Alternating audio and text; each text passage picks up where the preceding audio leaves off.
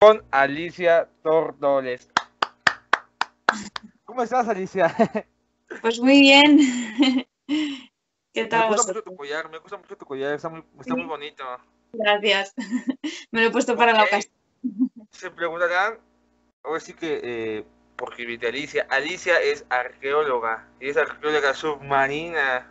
¿Lo dije bien? Sí, sí, Ah, perfecto. maravilloso. Cuéntanos, Subacuático. Alicia, de ese bello mundo sobre la arqueología. Bueno, pues, ¿quieres que te cuente un poquito en general lo que opino de la arqueología?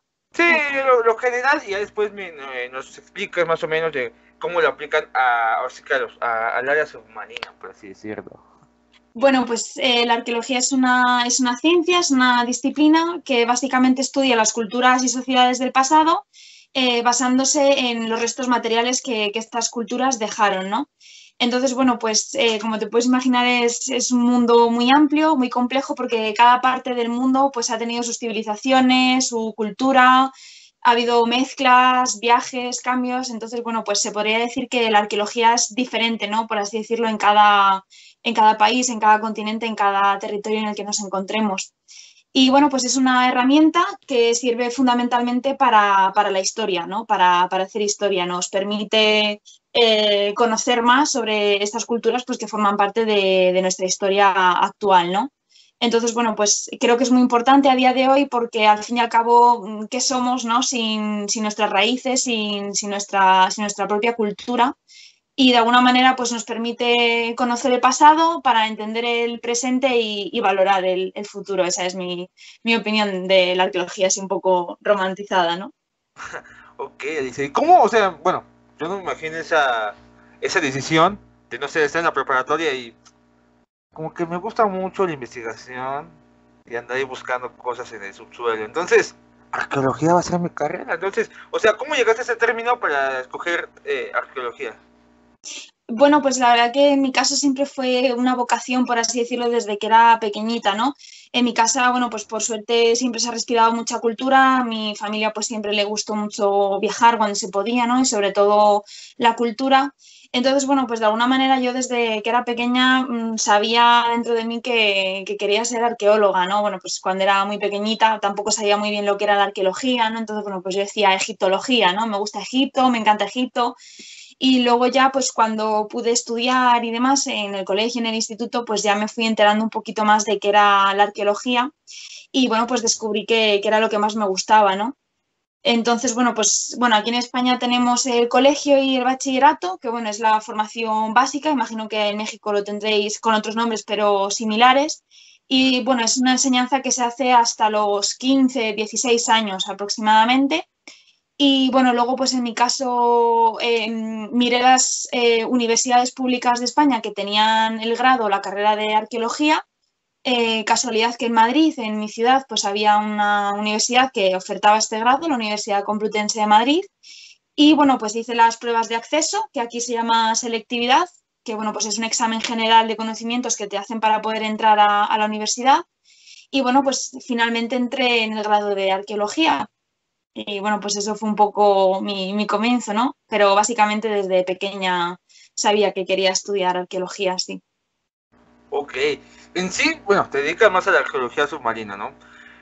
Bueno, yo por lo que he visto, la arqueología, bueno, por así decirlo, voy a decirlo a lo mejor hasta un poco raro eh, para ti, terrestre, yo veo que a veces hasta las piezas que recogen las tocan hasta con pincitas y, o sea, muy cuidadosamente, o sea, submarinamente, ¿cómo cambia esa onda? O sea, porque supongo que pues, literalmente, pues, están llenas de, por decirlo, de agua. Sí, bueno, en verdad la metodología arqueológica es básicamente la misma tanto para la arqueología terrestre como para la arqueología subacuática. En ese sentido, realmente el método no cambia, lo que cambia son las técnicas, ¿no?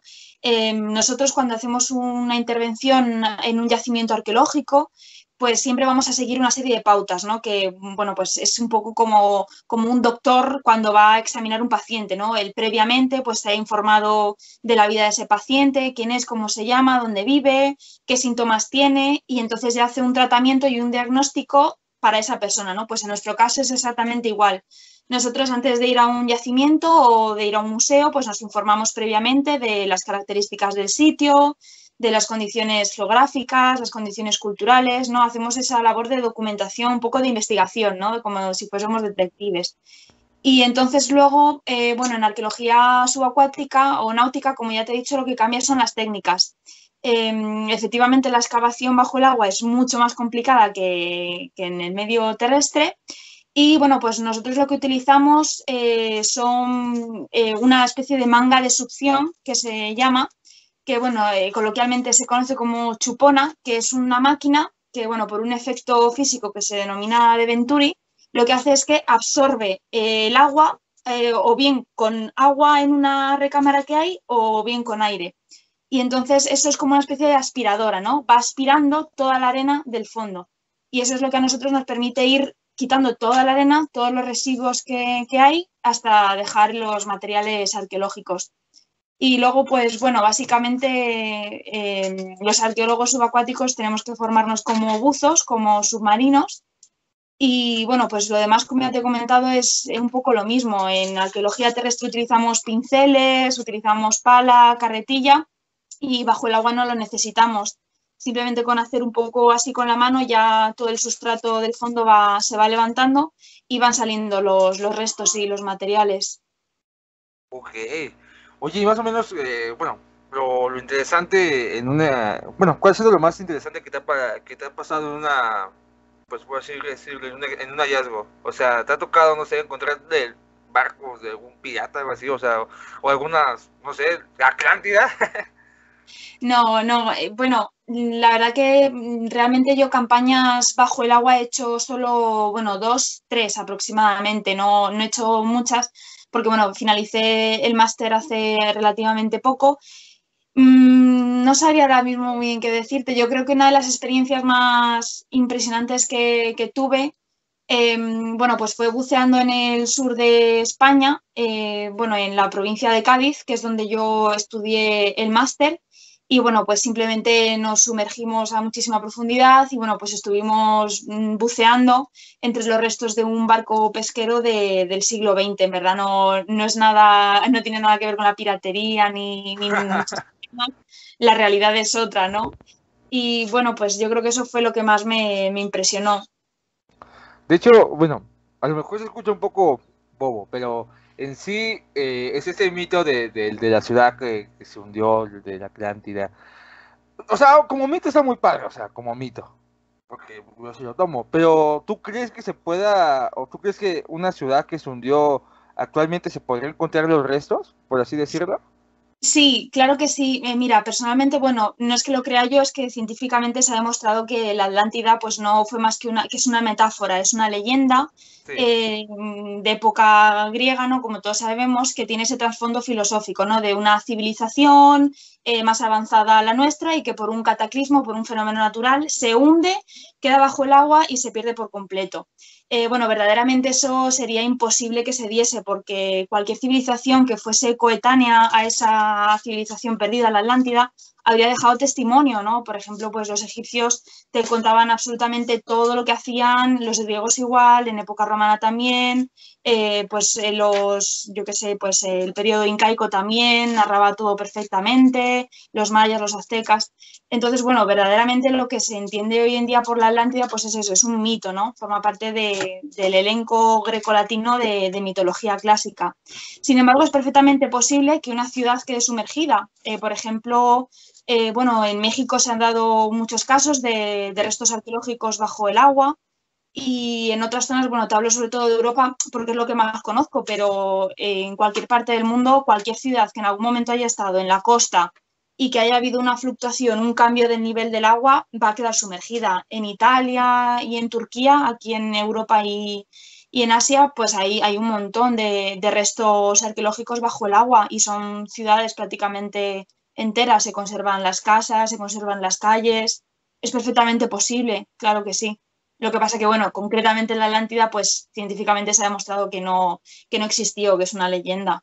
Sí, es una leyenda más que nada, ¿no? Como para entretenerse un ratito, ¿no? De la ciudad que se hundió. Bueno, hay muchas leyendas de la causa, pero bueno. En sí, y por ejemplo, en este caso, supongamos que, supongamos que en una expedición, o se puede decir así, una expedición, Ujú, supongamos que en sí. una expedición se llegara a encontrar lo que es, no sé, monedas de oro o plata antiguísimas, casi como antes de Cristo, sí se podría tener contacto con ellas, o sea, no es como de que, ay, es que si encuentras oro viejo y si respiras el monóxido te mueres o algo así, o sea, No, en principio, bueno, en caso subacuático, bajo el agua, yo no conozco ningún caso de haber tenido algún problema químico o de alguna reacción química. Si tú no usas elementos de restauración que vayan a provocar, pues eso, una explosión o nitrógeno o lo que sea, en principio no tendría que haber ningún problema. De hecho, el problema no lo tenemos los humanos, sino lo tienen más las piezas materiales, ¿no? Cuando sacamos un material arqueológico de debajo del agua, tiene que pasar por un proceso de desalinización, es decir, ese material tiene que perder poco a poco todas las sales que se le han quedado de estar en un contacto con agua salina y tiene que recuperar su composición, por así decirlo, ¿no? Entonces, bueno, no hay ningún problema, en ningún momento te vas a intoxicar ni nada, al menos en medio subacuático. Sí es cierto que en medio terrestre hay que tener mucho cuidado, ¿no? Por ejemplo, la famosa maldición de Tutankamón, no sé si habréis o si has oído hablar de ella. más o Eh, menos. sí, bueno, pues básicamente lo que pasó es que cuando se descubrió la tumba del faraón Tutankamón en Egipto por Howard Carter en el siglo XIX, creo que fue, pues lo que pasó es que buena parte del equipo que formaba parte de la expedición fallecieron, ¿no? Entonces, bueno, pues se decía la maldición de Tutankamón. Verdaderamente lo que pasó es que esa cámara funeraria llevaba tantísimo tiempo cerrado que había generado su propia atmósfera con una serie de elementos tóxicos para el organismo que cuando abrieron la cámara, todas esas personas que entraron, pues se intoxicaron. Y entonces, bueno, pues acabaron falleciendo por problemas respiratorios, ¿no? Es como, por ejemplo, los mineros en las minas que fallecen por todos los residuos que se le quedan en los pulmones y acaban falleciendo al cabo de los años, ¿no? Y bueno, pues es un poco lo que pasa. En medio terrestre sí que tenemos que tener cuidado. De hecho, pues dependiendo el tipo de expedición que sea, pues casi siempre hay que llevar mascarillas, gafas, guantes de seguridad, casco, pero bajo el agua no. Si tú te encuentras un metal, una moneda de oro, una vasija de plata o de algún otro tipo de metal, no tienes que tener ningún problema. El problema lo va a tener la pieza si no lo sabes tratar adecuadamente, claro. Mm. Ok. De hecho, bueno, eso que me acabas de contar de la maldición de Tutankamón, me parece casi como el tesoro maldito de Moctezuma, o el de Cortés, Sí, porque lo balancean sí. mucho, ¿no? Pero ya que hablamos de ese tema, no lo vamos a tocar otra vez, pero pues ahora sí que son cosas que te quedas como de, o sea, qué interesante. Y por ejemplo, el Titanic, que ya va casi más de 120 años del hundimiento. Ese navío, ese barco, ¿como cuánto tiempo crees que le quede para que ya literalmente en el mar deje de existir? Pues mira, buena pregunta porque, bueno, si no recuerdo mal, estuve leyendo, bueno, hace bastante tiempo, ¿no? Pero sí que estuve leyendo que en concreto el Titanic está teniendo problemas de conservación porque le está atacando una especie de bacteria. Si lo googleas, si lo pones en Google, te aparecerá. La verdad que ahora mismo no tengo mucho conocimiento exactamente de qué es lo que le está afectando, ¿no? Sí. Pero en general cualquier elemento que se conserve bajo el agua se va a conservar de manera limitada. Al final, con el paso del tiempo, se va a acabar deteriorando, se lo van a comer determinados bichos, bacterias y sobre todo la madera, que es una materia orgánica y por lo tanto biodegradable, ¿no?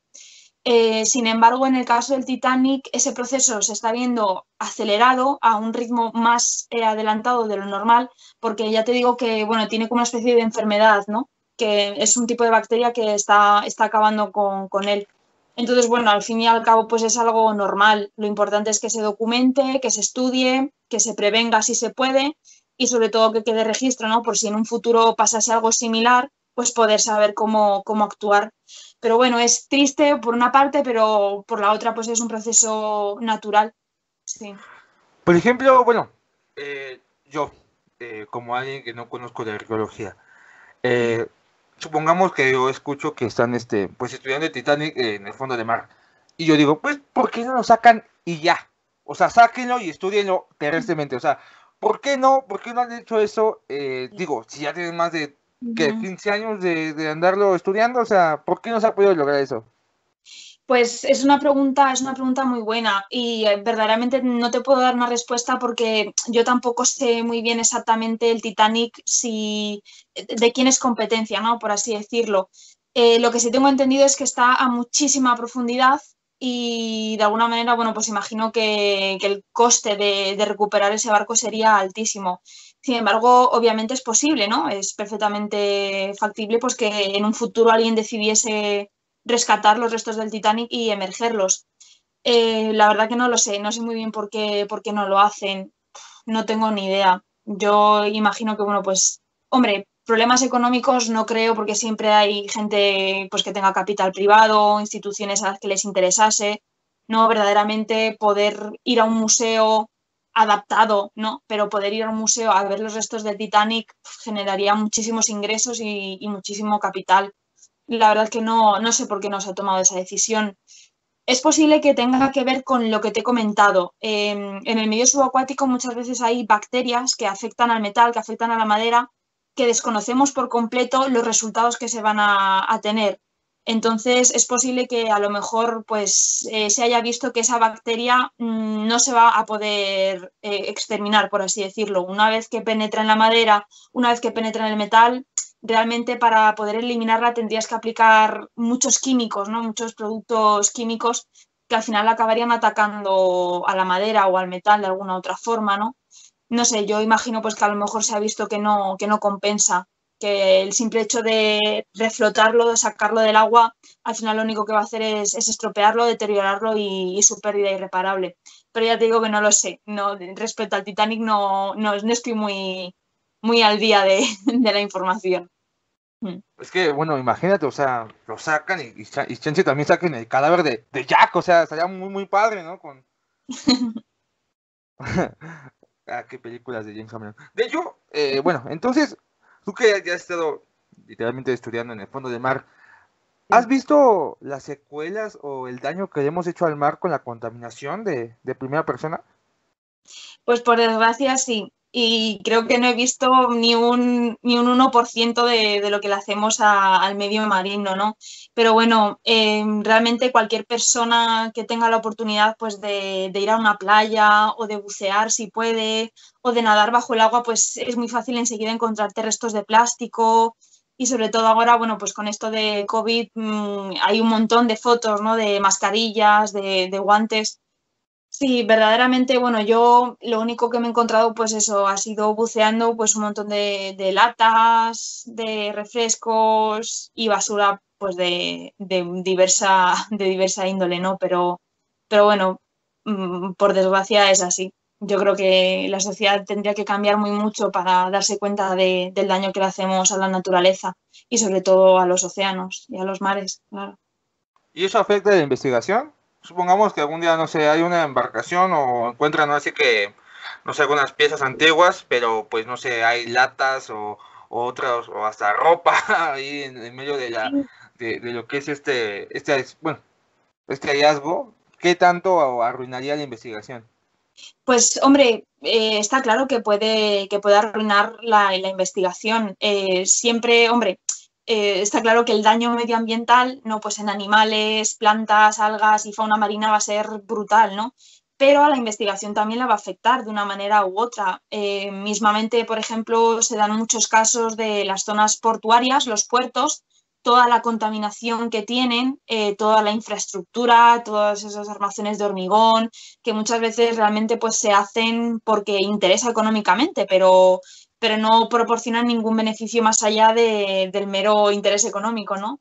Todo eso, claro que afecta a la investigación. Muchas veces, pues cuando se hace una obra en un puerto, pues si a lo mejor se va, yo que sé, a ampliar una dársena para que entre un tipo de barco u otro tipo de embarcación o cualquier otra cosa, todo resto arqueológico que haya en el suelo ya lo has perdido, a no ser que haya alguien que realmente se moleste pues, en hacer una carta arqueológica, en intervenir, en estudiar y en investigar.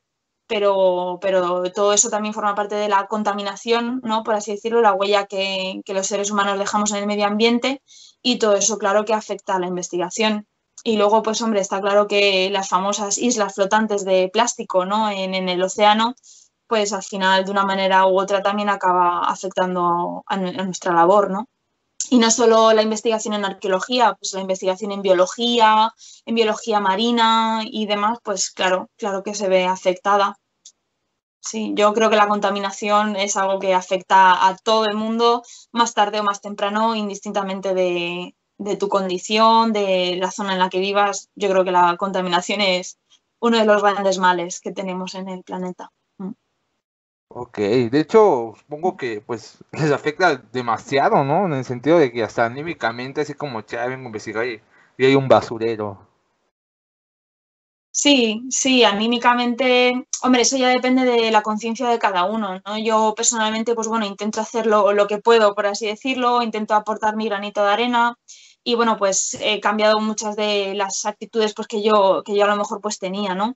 Pues porque en el momento en que te das cuenta pues realmente del daño que le causamos a los mares y demás, pues intentas cambiar. Pero bueno, sí, yo creo que anímicamente, si eres consciente del problema, sí que te puede llegar a afectar. Pero bueno, peor sería si no te afectase, ¿no? Digo yo. Yo tengo una pregunta, bueno, supongamos que un día te llaman y, "Oye, ¿sabes qué, Alicia? Lo que pasa es que quiero que te vengas para acá porque vas a estudiar el mismísimo Titanic. ¿No te da miedo que te encuentres ahí un tiburón o algo así? O sea, ¿no te da como que, uy, digo, yo lo Bueno, haría. sí, bueno, yo creo que en México vosotros lo tenéis un poco peor, ¿no? Porque toda la zona de Yucatán y demás, ahí hay muchísimos más tiburones. El Caribe es famoso por los piratas y por los tiburones. Aquí, bueno, en el Mediterráneo y en la zona del Atlántico que nos toca a la península ibérica, realmente tiburones hay pocos, por desgracia, por una parte, ¿no? Porque por la pesca pues se han extinguido muchas especies, pero bueno, porque en general yo creo que las costas tampoco dan pie. A ver, miedo, hombre, sí, sí, siempre que buceas tienes esa cosilla de decir, uff, pues en cualquier momento me puede salir un pez que no conozco o mismamente un pez grande, y no tiene por qué ser un tiburón, un pez un poco más grande de lo normal ya te impresiona, ya te impacta. Pero bueno, yo creo que eso es un poco como montar en avión, ¿no? Siempre vas a tener la posibilidad de que se estrelle y de que te mueras, pero no puedes pensar en eso, ¿no? Tienes que pensar en otras cosas, claro. Pero, o sea, por ejemplo, ¿hay alguna, no sé, alguna protección para ustedes en ese tipo de casos? Supongo que sí, ¿no? Sí, en el caso de si tú vas a bucear en una zona susceptible de que te aparezca un tiburón, la verdad que a mí nunca me ha pasado. Yo, bueno, tengo conocidos y conocidas que sí que trabajan, por ejemplo, en el Centro de Arqueología Subacuática de Yucatán. Tengo conocidas que han trabajado en las Tierras de Fuego, en Argentina y demás. Y bueno, pues la verdad que ellas nunca me han comentado ningún tipo de protección especial para tiburones, pero bueno. Conozco, por ejemplo, igual, bueno, si lo buscas en Instagram, es una persona muy conocida, se llama Cristina Cenato. Ella vive en las Bahamas y trabaja con tiburones. Se dedica, bueno, pues a investigar sobre ellos, sus pautas de comportamiento, ciclos de reproducción, su movilidad y demás. Y sí que ella lleva un traje de buceo especial. Es así como una especie de cota de malla, como una armadura metálica. Entonces, luego, bueno, pues también se da el buceo en jaula, que es que tú te metes en una jaula Sí. bueno, eso es súper conocido y entonces el tiburón no te puede atacar. Pero realmente yo creo que si estás investigando en arqueología, nadie te va a facilitar una cota de malla para bucear. De todas formas, bueno, yo creo que sería mucha casualidad y muy mala suerte que te encontrases con un tiburón mientras estás excavando. No lo sé. Me da risa mis preguntas que hago como de primero de semestre de arquitectura y, oiga, ¿qué hago si me encuentro con una sirena? O sea, ¿me pide un deseo o qué chingados? Oye, qué interesante carrera, o sea, de hecho, nunca lo había imaginado así, o sea, de eso me arrepentí de haber escogido comunicación y periodismo. No, hombre, gracias al periodismo, si se hace un periodismo de calidad, toda la labor arqueológica y en general en investigación se puede difundir, ¿no? Al fin y al cabo, a lo mejor yo hablo en términos muy específicos, pero, por ejemplo, vosotros os encargáis de difundirlo al resto de la gente, ¿no? Que la gente se informe, le entre la curiosidad. Claro, claro, yo creo que aquí todo trabajo es interesante y es bienvenido. No, la verdad lo dije de chiste, no lo cambiaba por nada del mundo. Ok, oye, qué interesante. Bueno, ahora sí que, cuéntanos ahora sí que dónde te podemos seguir, ahora sí que si tienes redes sociales, pero las puedes Sí, divulgar sin ningún problema. sí, sí, claro. Bueno, mi perfil arqueológico es el perfil de Facebook, básicamente Alicia Hernández Tórtoles, y ahí, bueno, pues publico un poco los trabajos que voy haciendo y artículos que salen publicados y demás. Intento que sea de manera, pues es un poco haciendo arqueología social, ¿no? Que llegue a todo el mundo bueno, pues que de alguna manera todo el mundo pueda beneficiarse de esa información. No, también suelo compartir mucho, pues a lo mejor noticias de National Geographic o noticias, pues de se ha encontrado un pecio, una embarcación del siglo tal, pues cosas que yo considero que pueden ser interesantes para que la gente lo vea y lo conozca. Ufa, mega interesante. ¿Y tienes algún proyecto ahorita en mente? O sea, ¿o estás ahorita en algún proyecto?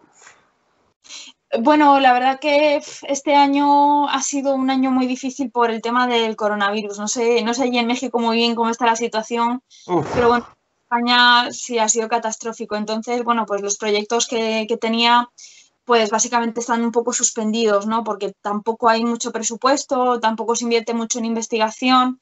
Y bueno, pues ahora mismo, por ejemplo, yo vivo en Madrid y salvo por motivos laborales no puedo salir de la comunidad por el tema del coronavirus. Entonces, bueno, pues ahora mismo mis proyectos son seguir estudiando, seguir formándome, trabajar un poco de lo que se pueda, porque sí es cierto que trabajar de manera continua en arqueología es bastante difícil. Y bueno, pues colaborar con proyectos que puedan salir en un futuro. Sí. me sorprende mucho. Pensé que España era un país que invertía en investigación. Yo pensé eso, o Bueno, sea. supongo que a lo mejor invierte más que otros países, pero bueno, la realidad es que no se invierte todo lo que se debería, por desgracia. Mucha gente que conozco joven, investigadora como yo, pues al final acaba tomando la decisión de irse a otros países que invierten un poquito más. Aquí, bueno, en el caso de Europa, pues por lo general suele ser Reino Unido, sobre todo. Francia también invierte bastante más. Y luego países nórdicos, ¿no? Pues tipo Suecia, Noruega, que bueno, la educación es otro nivel. Pero Sí. bueno, España tiene todavía que mejorar muchas cositas, sí. Ok, dice, pues muchísimas gracias por haber estado con nosotros en esta plática muy fugaz, pero muy enriquecedora para aquella persona que, no sé, que se quiera interesar sobre arqueología o quisiera, no Claro, sé, decidir estudiar arqueología, pues. claro que sí. Sí, sí, además, bueno, México, bueno, es un país que yo personalmente le tengo un cariño especial. Nunca he estado, me encantaría poder ir, pero bueno, tuve la oportunidad de estudiar en la carrera Arqueología de México, todo el tema de los olmecas, las distintas culturas mayas, aztecas, los distintos periodos, ¿no? Y la verdad que, bueno, México me parece un país increíblemente rico culturalmente, ¿no? Tenéis allí una mezcla de todo que me parece asombroso y que espero que en un futuro pues se siga invirtiendo, ¿no? en conservar el patrimonio que tenéis, porque bueno, yo creo que vamos, México en ese sentido es increíblemente bonito, sí. Pues yo te recomiendo que si quieres, no sé, intercambiemos países, España, México. No tengo problemas, ¿eh? Pues mira, si pudiese salir por esto del coronavirus no te diría yo que no. Viva México mañana. Muy bien, ¿sabes qué? Pues muchísimas gracias por tu tiempo, en serio, estuvo muy buena tu entrevista, me gustó mucho, cuídate mucho. Igualmente, un saludo muy grande.